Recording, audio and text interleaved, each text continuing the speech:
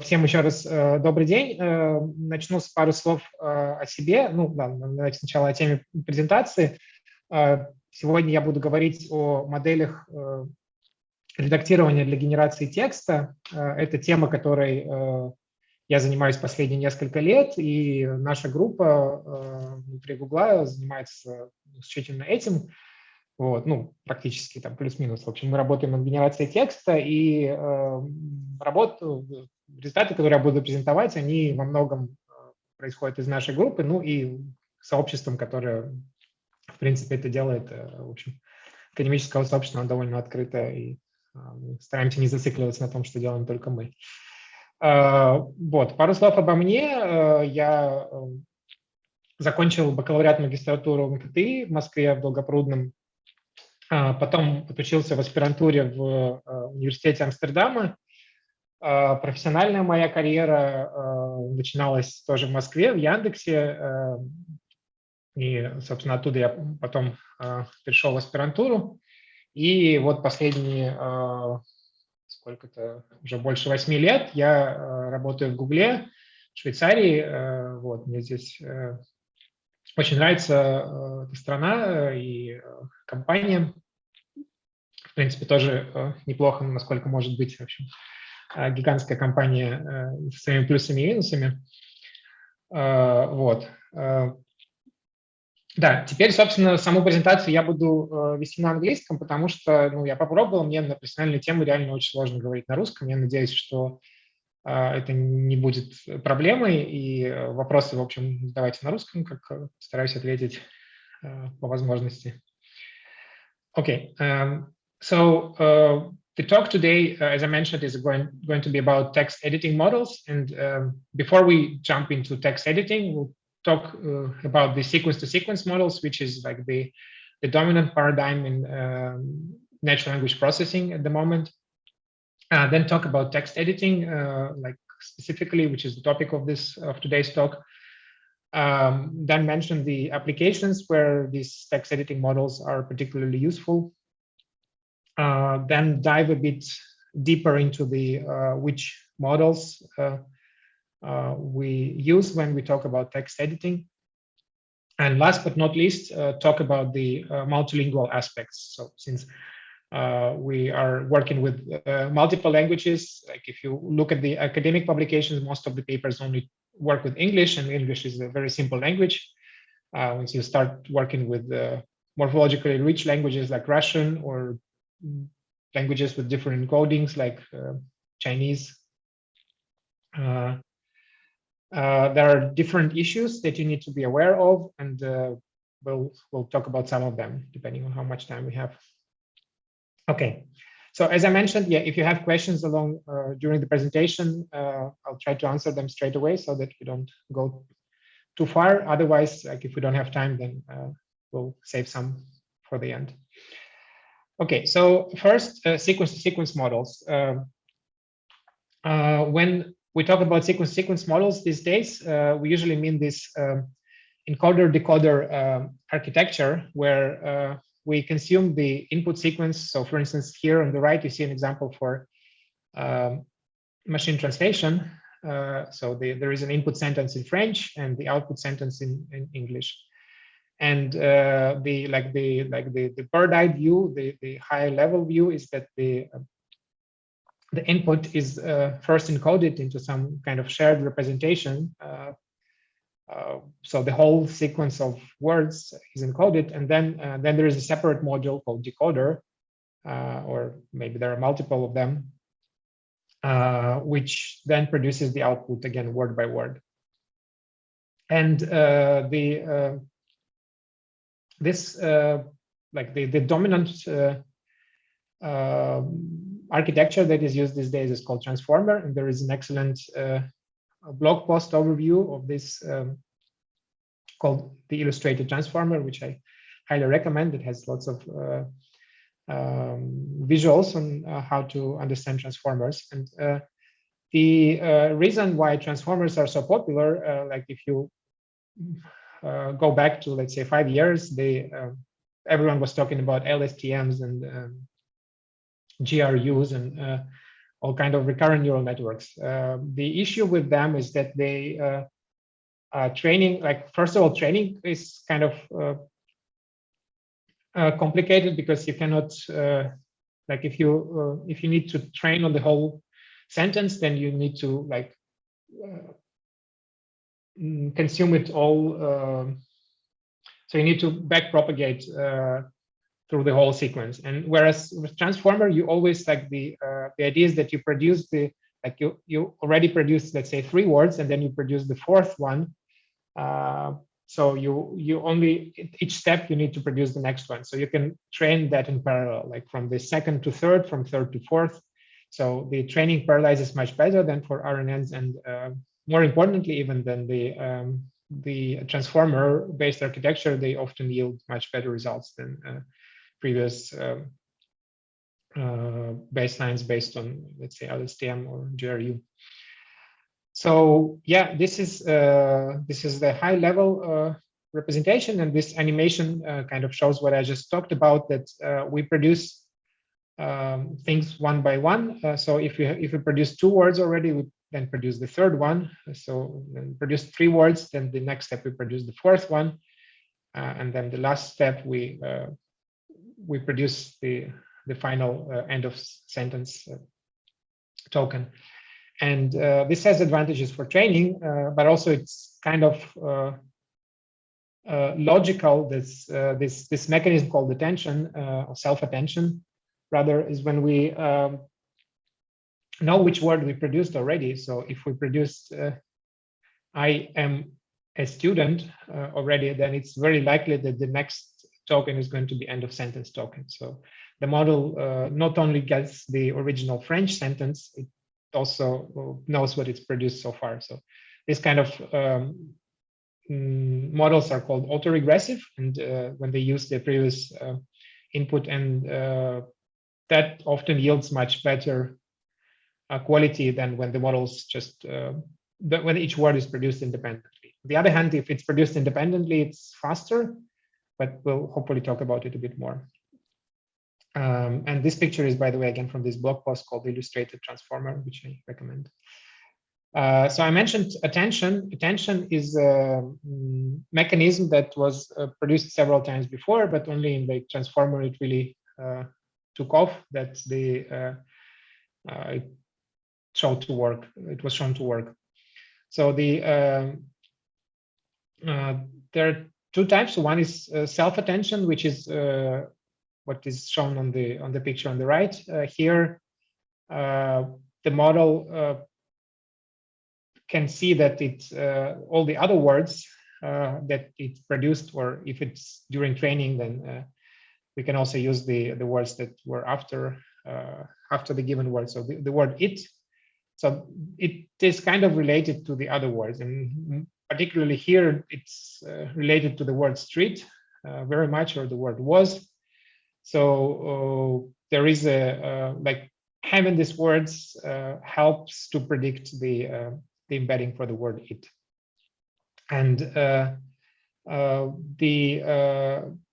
like this is all trained jointly. So the idea is that if you have this word and the context around it, so the other words around it, then the representation, the embedding of this word is going to be contextual. So it's going to be useful in other contexts where, like, you use the same word, it's probably has similar context. And in transformer architecture, typically we have multiple heads. So like this, like here you see the distribution of weights. So the word it is mostly related to the word street and was and tired for some reason. But like you can imagine a different weight where the word like the same word is related more to others. Like you can, for instance, one such weight matrix would be modeling one type of grammar dependencies, another will be modeling something else. So like we let it for the model to decide, but it's usually beneficial to have multiple of these so-called attention heads. And these heads, they produce different weights. And if you then use all of them, then you get a better outcome. So you basically concatenate embeddings coming from different attention heads and use this as a representation. And so I mentioned that during for decoder, when we so for encoder, we basically for each word we look at the context of this word, so which words are around it. And for decoder, we can only look at the words that are before, so the words that the model have produced so far. So there is this so-called causal masking applied. So basically, when we want to predict the word it, we mask everything that is afterwards. So we only use the upper part of the attention, so the attention to the words before it. Yeah, and so this is the general idea, and there are multiple incarnations of that, and you can kind of split them into 3 columns. So encoder only, encoder decoder, or decoder only. So decoder only is the language model setup. So I guess all of you have heard of about GPT-3. So GPT-3 is a classical language model. So it gives you give it a context. You give it the beginning of a sentence, and then it produces what's afterwards. So all these cool demos that you might have seen, they're operating in these ideas that you have like the whole sequence of words, and then you just produce the next word after this sequence. And there is no like separate decoder and encoder block. There is only one, which is decoder. So it always produces the next word. And on the left side, there is the encoder only. So the BERT model, the way it was originally presented, is the model that only tells you what the input sentence means. So it's basically only gives you gives you representation of the input sentence. And then in the middle, like the classical transformer or the T5 model, they have the both encoder and decoder module. And then, like if you want to adapt it to different applications, I guess you do something with the decoder module.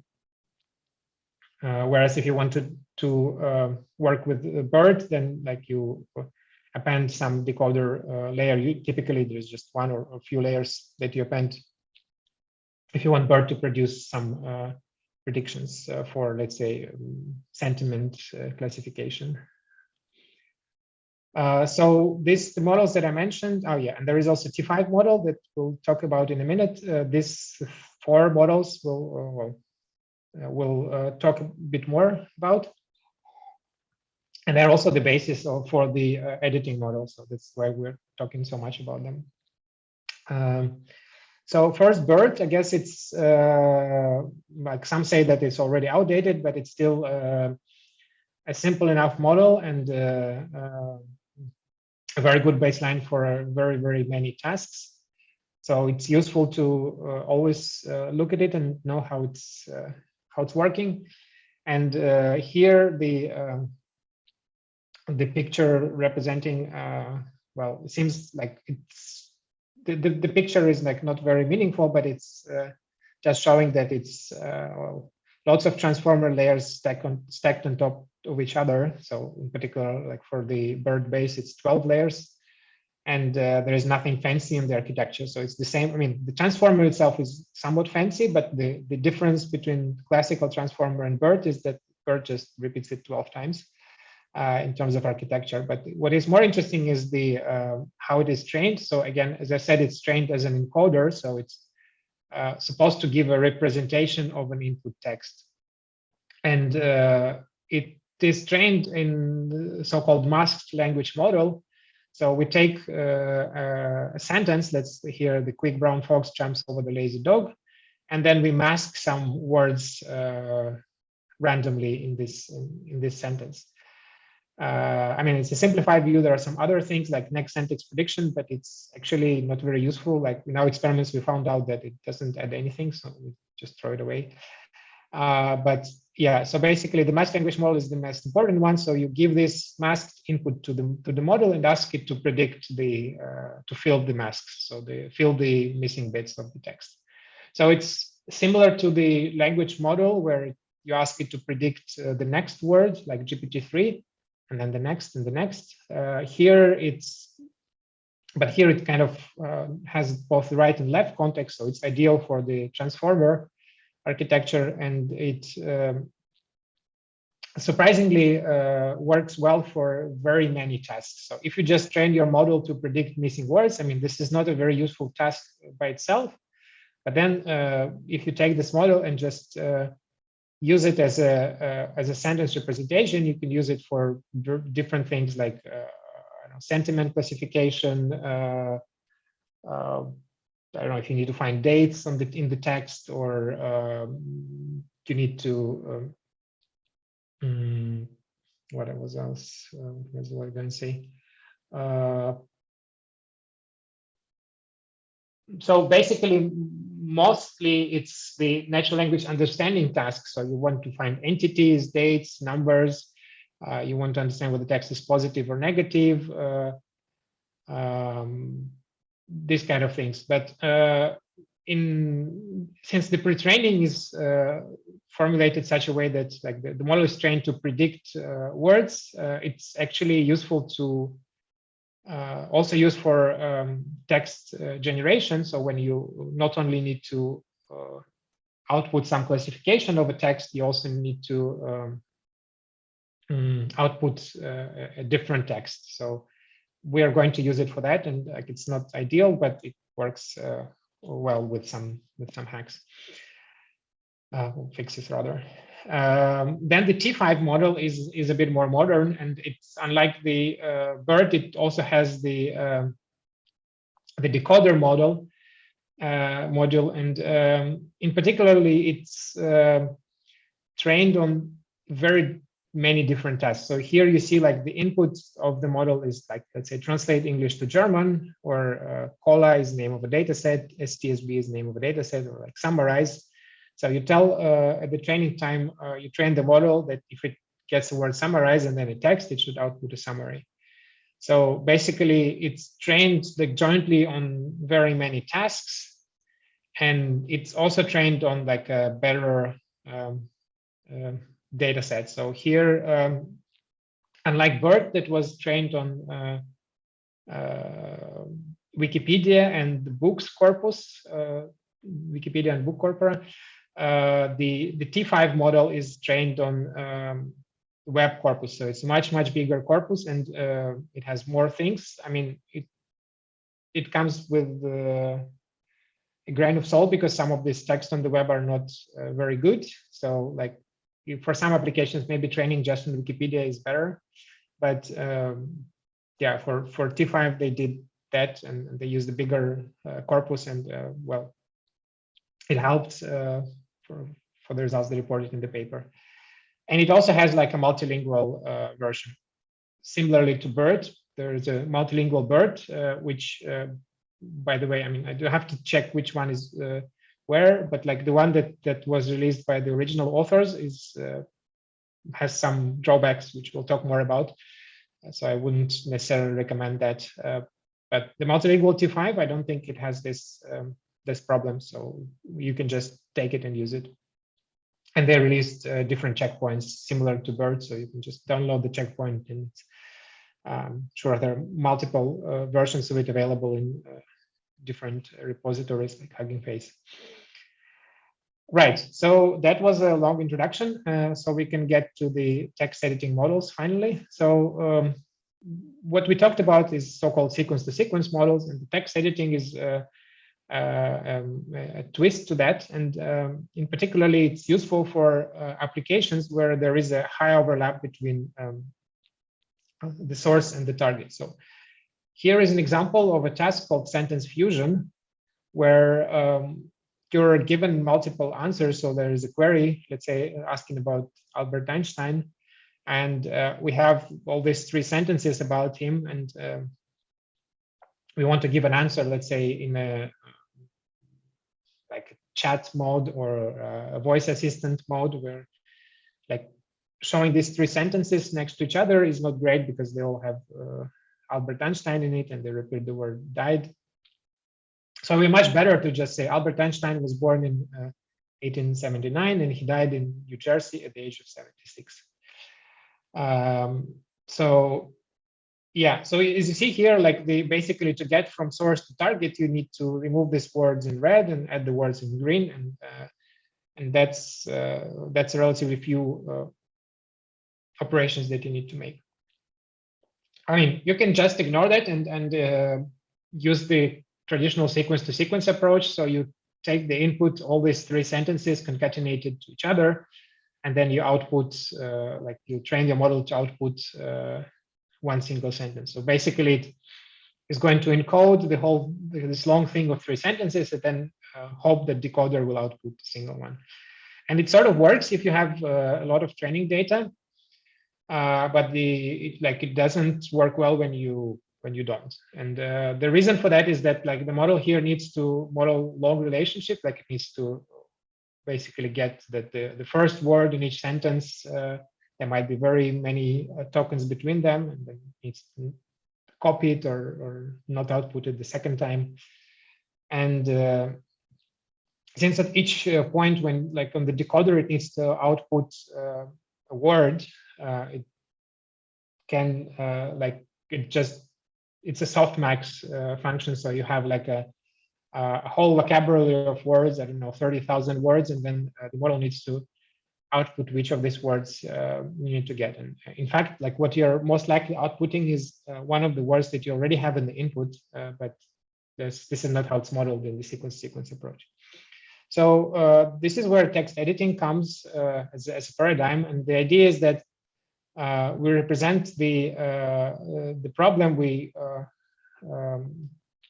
change it a bit so that we not output the words, but we output text. So here we output for this input of two sentences, we output text like keep. Basically, the first 5 words need to be kept the way they are. Then the full stop needs to be removed, and we also need to apply the word end. And then there are also like some custom operations that we might use. Let's say here prominalize, but you can also say just delete and insert he.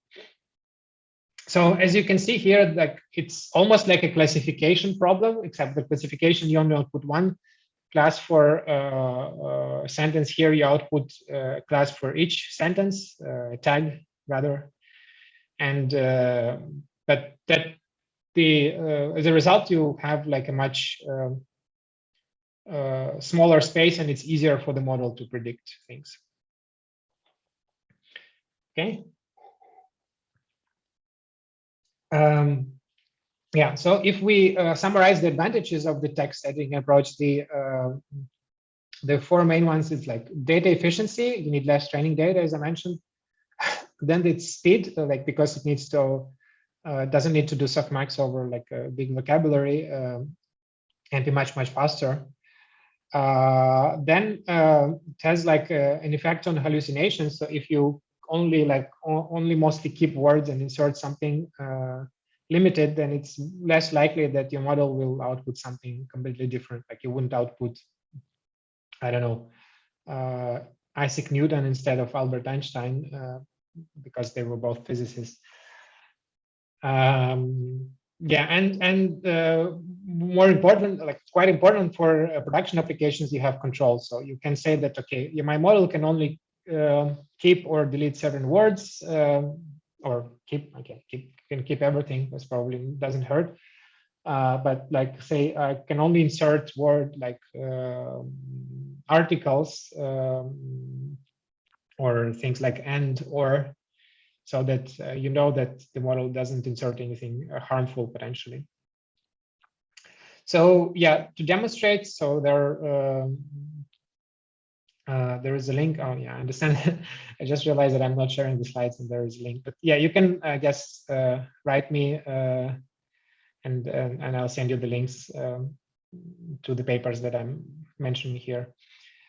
So this is a paper from my colleagues, which compares like how the models perform. So the y-axis is the quality of a model measured by some metric, doesn't matter. And the x-axis is number of training examples. And you see, like, okay, if you have 4.5 million training examples, like all models are more or less the same. But if you have like 4,500 examples, then your sequence model, like BERT, is going to have much worse performance than Laser-Tagger is, like the one of the first text editing models. So it's much more efficient to the training data, and often the applications are like that, where you only have like hundreds or thousands of examples and to train from.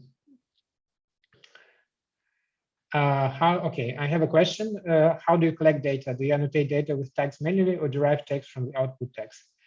Yeah, I mean, like, how do you collect data? That's a whole separate question. So there are multiple ways of collecting data, but basically, if we go back to this slide, so this process is completely automated. So if you know already what the sentence you want your model to output. So if you have this sentence, Turing was born in 1912 and he died in 1954.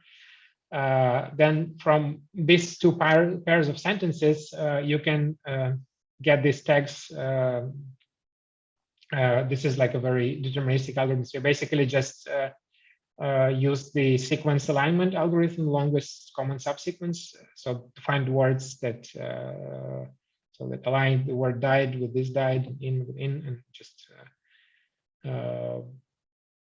get the words that needs to be deleted and the words that needs to be inserted. So this is pretty automatic. Like the question where you get the source and target sentences is a good one. And I guess by looking at this data picture, you say that, okay, you can actually ask humans to produce the training data for you if you are using the text editing model, a text editing model.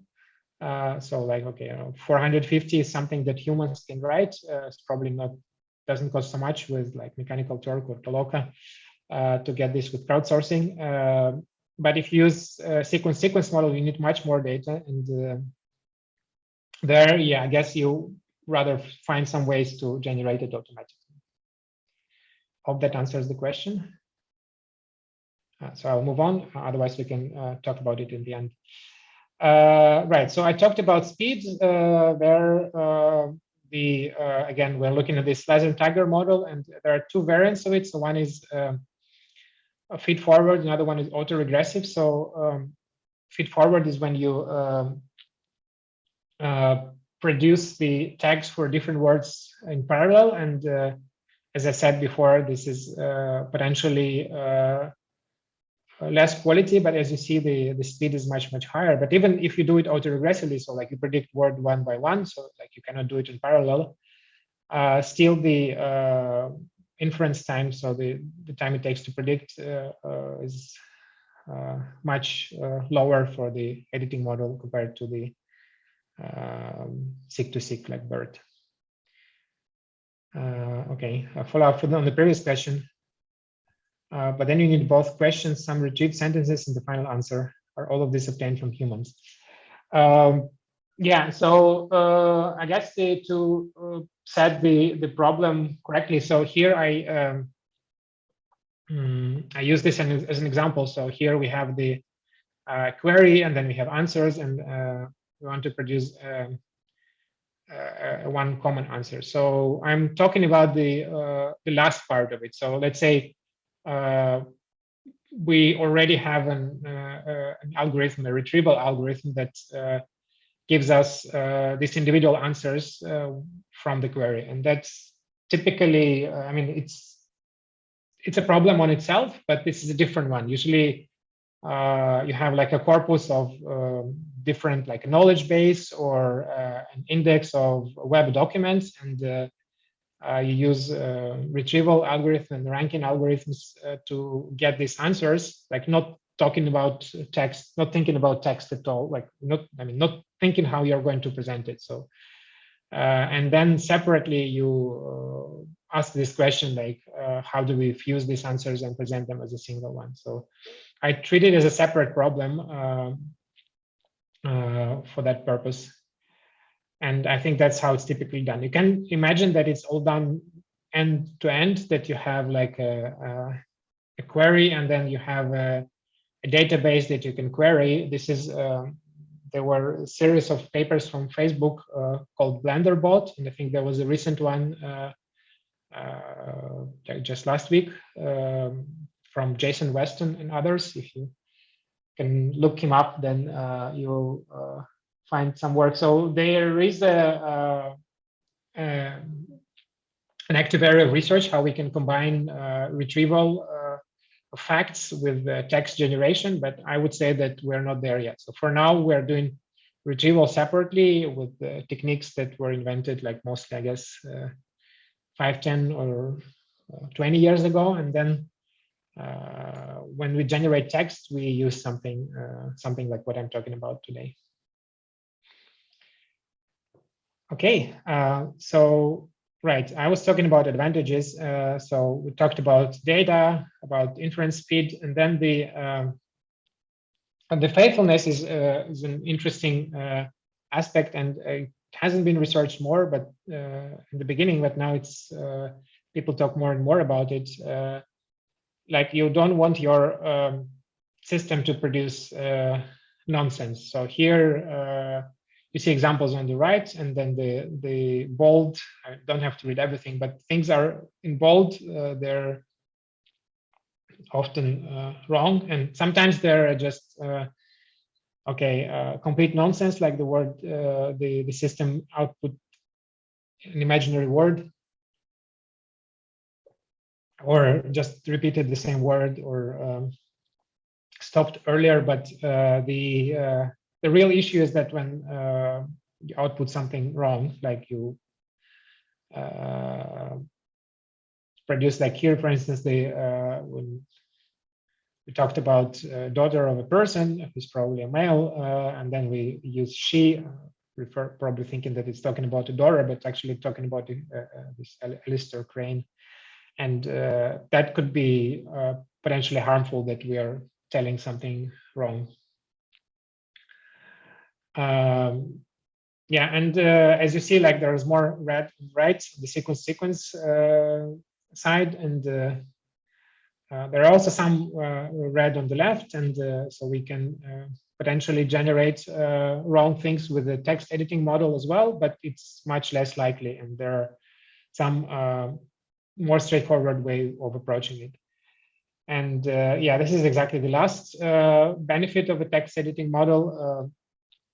We can control more. So since we say that, okay, we have tags, so like in this example with Turing, we saw that we have a special tag called pronominalize. So we know that the model should output a pronoun for a person. Well, works in English better than in other languages, but you know this, either he or she, and then instead of letting the model to decide which one to output, we can just look it up in some knowledge base, and that is safer. So we don't call someone with the wrong pronoun, because it can be sensitive.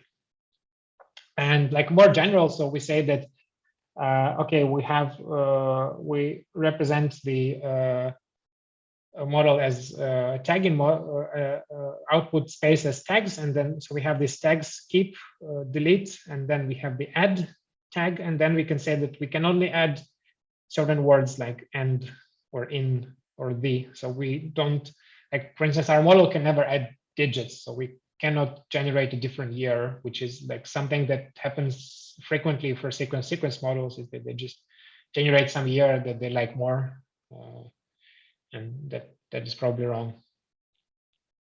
So yeah, with like you can also think of other ways, like if your output space is so small, you can like tweak it more and do more things with it that you wouldn't be able to do with the sequence approach.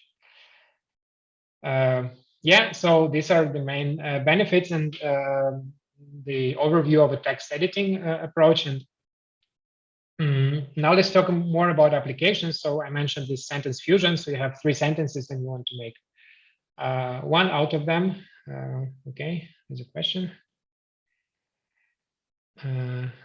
If text editing is like classification, how do we deal with imbalancing in classes? For sentence fusion, at least most used tags will be keep. True, most tags will be keep, and that is an imbalance, but it's not necessarily a bad one. So the real issue appears when you have different distribution at your inference time compared to the data you trained on. So if you, let's say, you have some open data that you train the model on, and then it needs to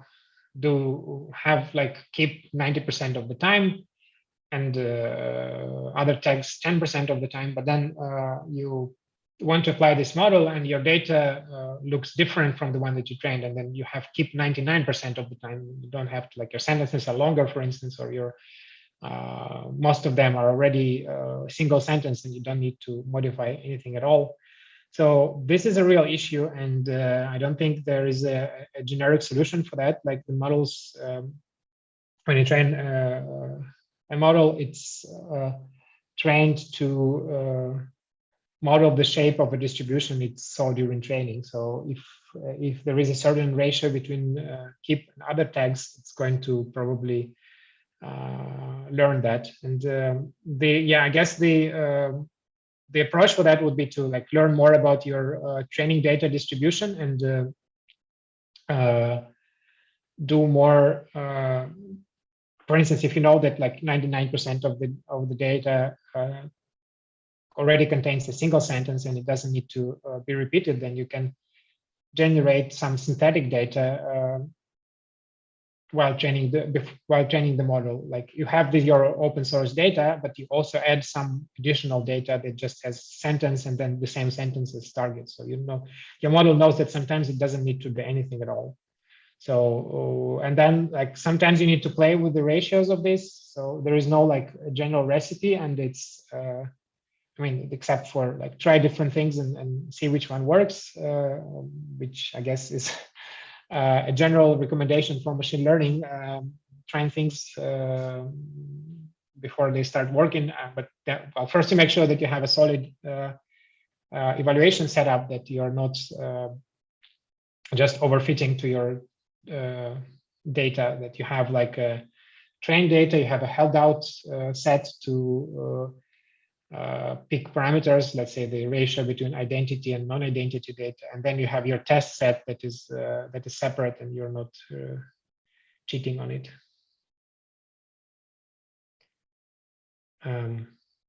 See, someone is going to answer.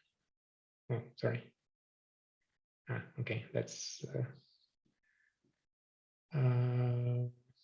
I think I answered this question, but yeah, feel free to type a follow-up in chat.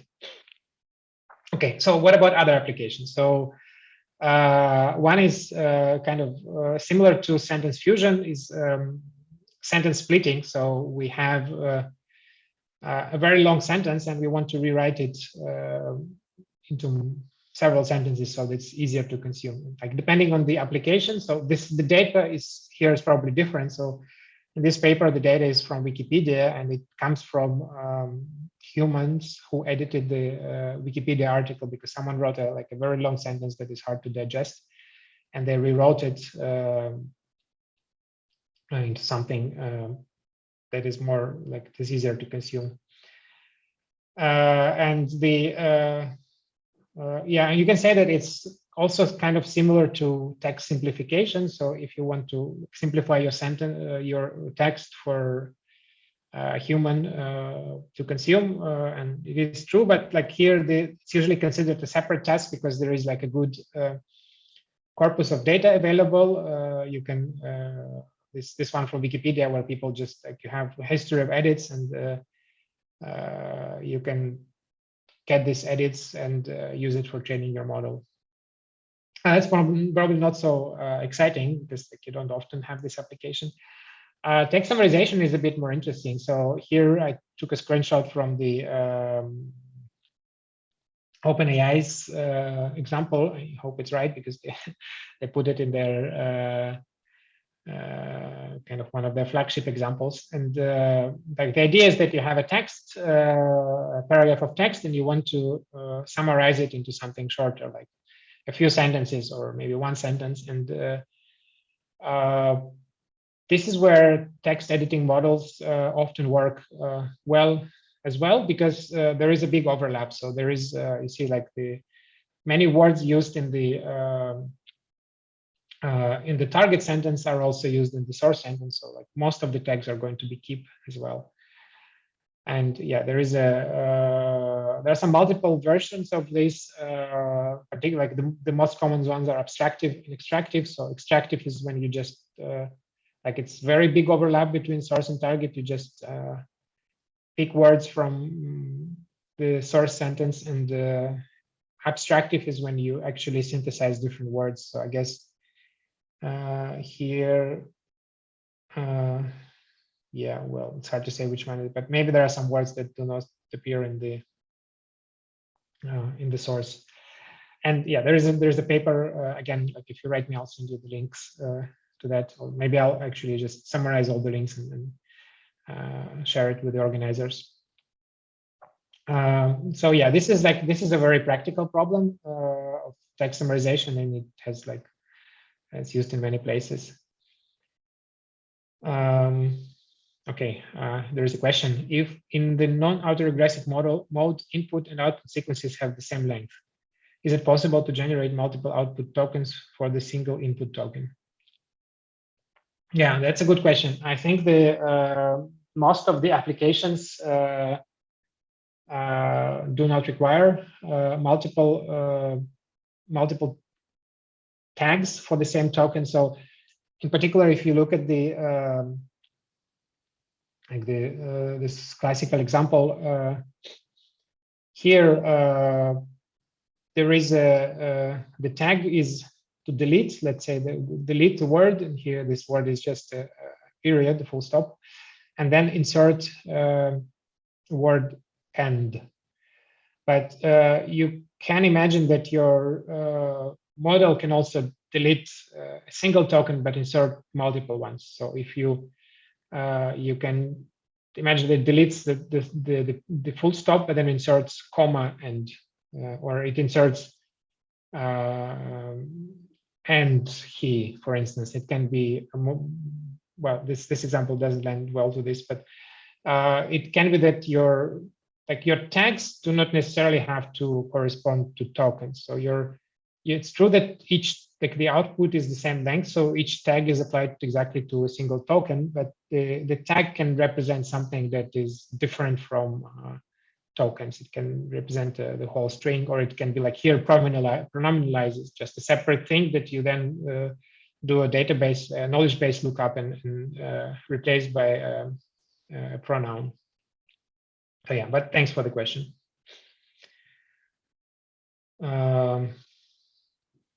Okay, sorry. Right, so summarization we talked about. Then the task often used in academia is the style transfer. So you have, for instance, different reviews. I actually don't know what practical application for this one, except for writing a spam bot. I hope people aren't doing that, and research is mostly used for good. Specifically negative to positive. I do know I was attending a talk by ByteDance, the company behind TikTok and whatever their content platform is called. So which is kind of like Yandex.Zen, I believe. They were back then experimenting with a model that helps content creators to create a more successful picture or a video or something like you have a farmer that sells his apples somewhere in rural China, and then you have a different farmer that sells his oranges somewhere different part of China, and the orange farmer is much less successful in selling his products through internet. So maybe you can recommend how to improve his content, like, I don't know, change a few words and like, instead of saying I sell oranges, just say something more interesting, like have you tried I don't know, this amazing child of the sun. I don't know. Like you can think of rewriting the text in a way that makes it more successful. But like in a more simple example, you just change sentiment from positive to negative, and again here is done by just changing a few words. I didn't highlight them, but basically here again the overlap is very big. So if you don't want your model to invent new facts, excuse me, you rather have it in a controlled way, and this is a text editing model works well in this case. What are small neural networks exist for text editing on mobile devices? So yeah, that's a good question. So running things on mobile devices is a challenge, and I think that most people resorted to running them on like dedicated architecture for running neural networks. So like the modern phones from the big names, they have them, but even there still like the you need to be creative on how to make your models run fast. And there, like I didn't plan to cover a lot the performance aspects, but there are different things you can do. I don't think we've released anything that runs on device. Hopefully we'll do, like we have a few people in our team working on device models, and like the general recipes, you can take like a very small bird with a few layers. So the classical bird has 12 attention layers. You can start with much less, like 3 or 4. You can find an implementation that is already a big speed up. Then of course you use it in non-autoregressive way so that it's faster. And then there are some other tricks specific to architecture, like you reduce the precision of floats from, I don't know, to just 4 bytes instead of 8, whatever it is by default, 32, 64, I guess. So instead of like double, you use float 16 and things like that. Yeah, but a great question. I don't think there are good. Squeezebird is named that does ring a bell, but I don't know if anyone in our team played with it specifically. Yeah, the running things on devices is tricky, but we did notice that sequence to sequence is like full sequence model is even harder to meet the, like if you want them to output some text in a reasonable time, then this is hard because of the big softmax. So like all the models that we've launched on device, I think they're all using text editing architecture. Another question, as I see in tagging approach, you should have different sets of tags for different language. And for tasks like sentence splitting or sentence fusion, it's actually not a big problem because in different languages, you have similar ways to split or fuse sentences. But for tasks like grammar correction, our set of text should somehow represent specific language, grammar, and for morphologically rich languages like Russian, Ukrainian, the size of tagging sets should be really big, which can lead to speed and quality drop. Is there any resolution to this problem? Yeah, that's a great question. I was planning to talk about it in the multilingual section, and yeah, since we don't have much time, so this is a grammar error correction setup where you have a sentence that has mistakes, and then you output a correct sentence. And it's true that there is not so much overlap between languages, and I guess yeah, here's an example of a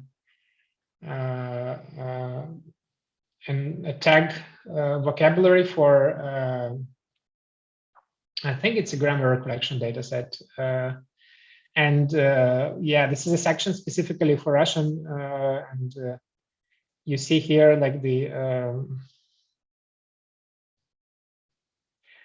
sorry, there is a, yeah, things that are just for Russian, and maybe like some other Cyrillic based languages have some overlap, like for articles, but not a lot. Yeah, I think that's the case, but I don't think that the output vocabulary is that big. So it's like you have maybe hundreds of tags per language, and then you have it for I don't know, tens of languages. So like in the worst case, you have thousands, although you won't have thousands because there will be some overlap. But let's say you have thousands of tags, like low thousands, compared to a sequence to sequence, where your output space is a softmax over the whole vocabulary. And if you are working with multiple languages, then your vocabulary is probably hundreds of thousands. So this is a different order of magnitude. I mean, still you can do different things. You can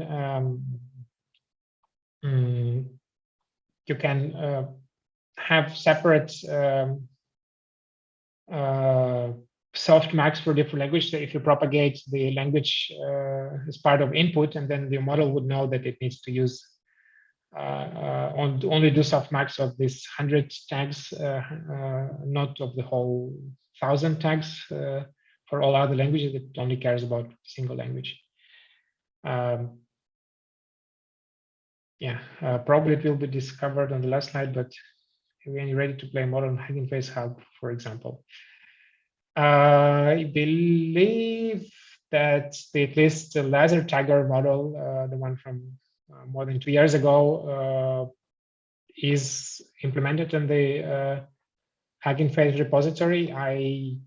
To be honest, I have not played much with Hugging Face. Like, we have our own internal infrastructure for running text editing models that we're happy with, and that is like very streamlined and uses TensorFlow, or like the internal implementation of it. So I think you can look it up. There should be some implementations, not for all the models I'm talking about. And specifically for grammar error correction, if you're interested, the Grammarly, which is a company that is doing spell checker, they've released multiple models. I think they've produced probably by now still state-of-the-art results, at least on the text editing paradigm for grammar error correction. And they have models for multiple languages,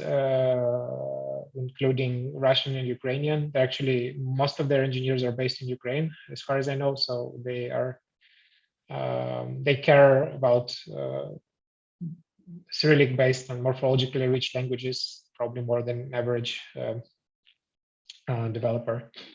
And I guess we can take the remaining questions. I didn't go through all of the slides, unfortunately. I guess just maybe to highlight the for multilingual aspects, the main issue that people are struggling with is tokenization. And there are different ways to approach tokenization, from like just splitting things by words to splitting things by character, and different things in between. So I think that neither of extremes is good. Using sentence piece tokenizer is probably a good default these days. And then if you want to do it for multiple languages at once, there's still some tricks that you need to do, but unfortunately we didn't have time to cover it. I'm going to stop here, I guess, because we only have 1 minute left, in case someone has a question regarding the topics that we did cover. Коллеги, пожалуйста, последний вопрос Александру.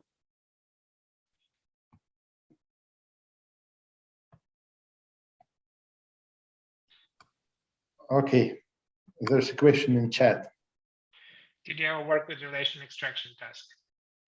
I did not.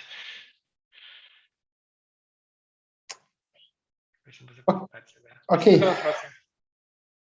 There's a lot much more to discuss around this topic, and we have just scratched the surface.